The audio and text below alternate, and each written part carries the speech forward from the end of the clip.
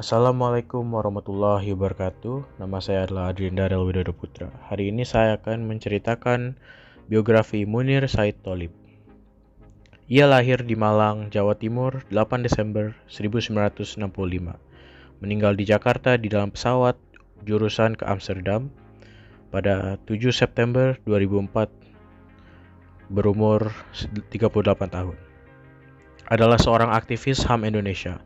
Jabatan terakhirnya adalah Direktur Eksekutif Lembaga Pemantau Hak Asasi Manusia Indonesia Imparsial. Saat menjabat Dewan Kontras, dia berjuang bagi orang-orang hilang yang diculik pada masa itu, seperti membela para aktivis yang menjadi korban penculik tim Mawar dari Kopassus. Munir Said Tholib selama hidupnya, ia selalu berkomitmen untuk selalu membela siapa saja yang haknya terfitnah. Tidak gila harta, pangkat, jabatan, dan juga fasilitas. Ia membuktikannya dengan perbuatan ketika ia mendapatkan hadiah ratusan juta rupiah sebagai penerima The Right Livelihood Award.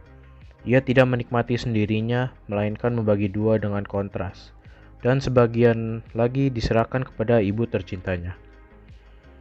Di tengah meraknya pejabat berebut fasilitas, Munir malah tidak tergoda.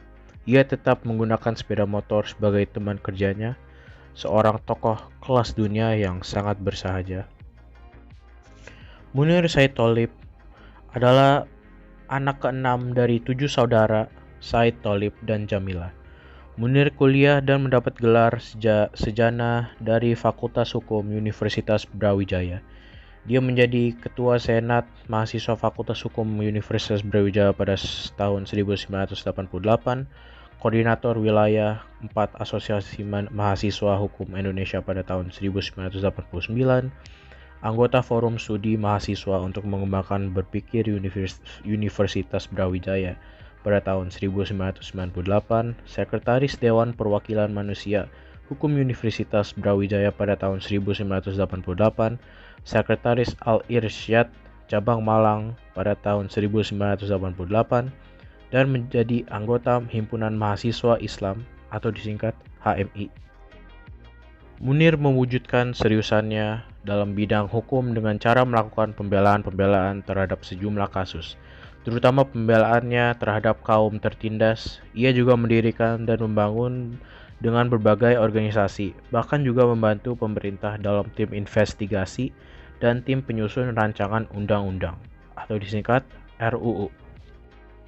Beberapa kasus yang pernah ia tangani yaitu pada kasus Araujo yang dituduh sebagai pemberontak melawan pemerintah Indonesia untuk memerdekakan Timor Timur dari Indonesia pada tahun 1992, kasus Marsina, seorang aktivis buruh yang dibunuh oleh militer pada tahun 1994, menjadi penasehat hukum warga Nipah, Madura dalam kasus pembunuhan petani-petani oleh militer pada tahun 1993, menjadi penasehat hukum mahasiswa dan petani di Pasuruan dalam kasus kerusuhan di PT Chief Samsung dengan tuduhan sebagai otak kerusuhan pada tahun 1995, penasehat hukum Mudani, sopir yang dituduh melakukan penembakan terhadap seorang polisi di Madura, Jawa Timur pada 1994, penasehat hukum para korban dan keluarga korban penghilangan orang secara paksa 24 aktivis politik dan mahasiswa di Jakarta pada tahun 1997 hingga 1998, penasehat hukum korban dan keluarga korban pembantaian dari tragedi Tanjung Priok 1984 hingga 1998, penasehat hukum dan keluarga korban penembakan mahasiswa di Semanggi 1998 dan Semanggi II 1999, penasehat hukum dan koordinator advokasi kasus-kasus pelanggaran Barat HAM di Aceh, Papua melalui Kontras, termasuk beberapa kasus di wilayah Aceh dan Papua yang dihasilkan dari kebijakan operasi militer.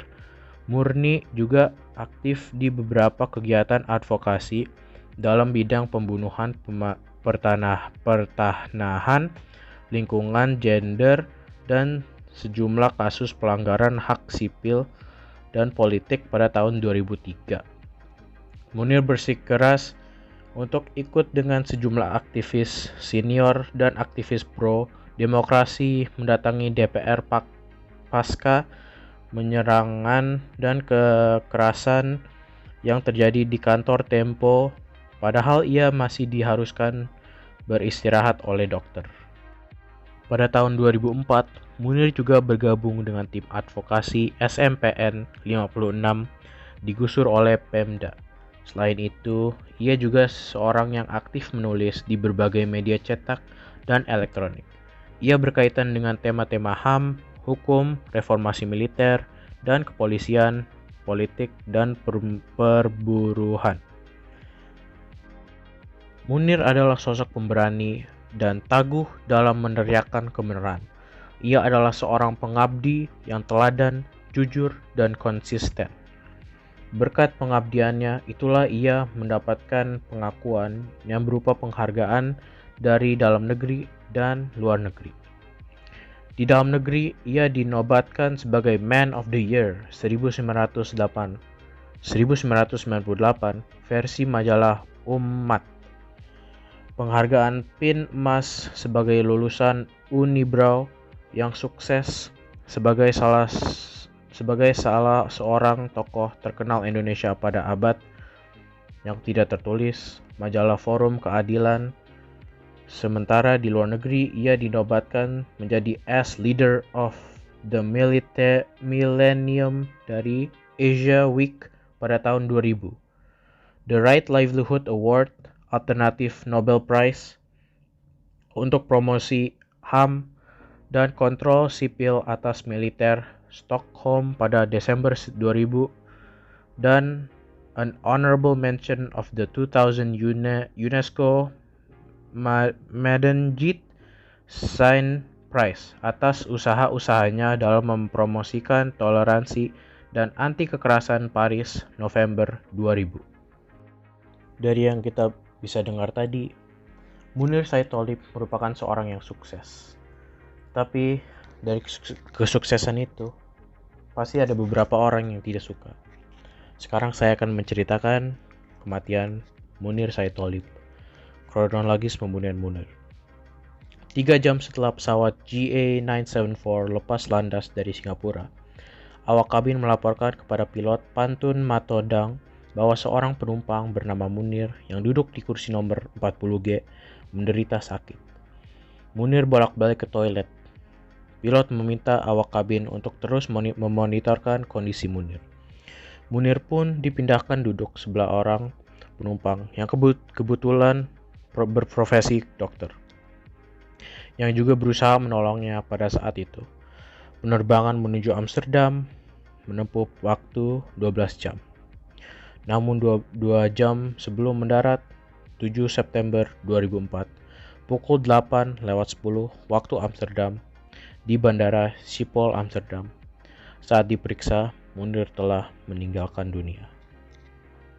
Pada tahun 12 November 2004, dikeluarkan kabar bahwa polisi Belanda, Institut Forensik Belanda, menemukan jejak-jejak senyawa arsenikum setelah otopsi. Hal ini juga dikonfirmasi oleh polisi Indonesia sebelum diketahui siapa yang telah meracuni Munir pada saat itu.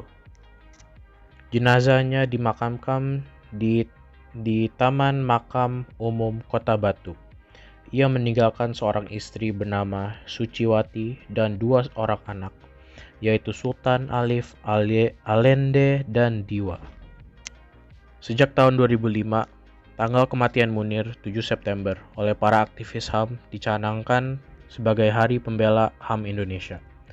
Proses pengadilan bagi pihak terlibat.